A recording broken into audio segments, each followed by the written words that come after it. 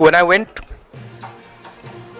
on my Bharat Jodo Yatra, the second one, throughout the route, students were telling me that paper leaks are endemic in India. They study, they work hard, honest students suffer, and students who want to cheat benefit. And this was repeated again and again and again and again. Now we are seeing an expansion of the idea of Vyapam across the country. BJP states have had to deal with this. Uttar Pradesh has had to deal with this. Madhya Pradesh has been a center of this. Gujarat has been a center of this. And now they have expanded this idea to the rest of the country. This is extremely damaging to students, and it's happening because all our institutions have been captured.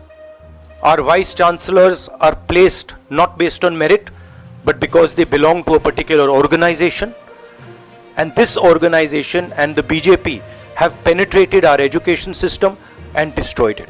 What was done by Mr. Narendra Modi to the economy with demonetization has now been done to the education system.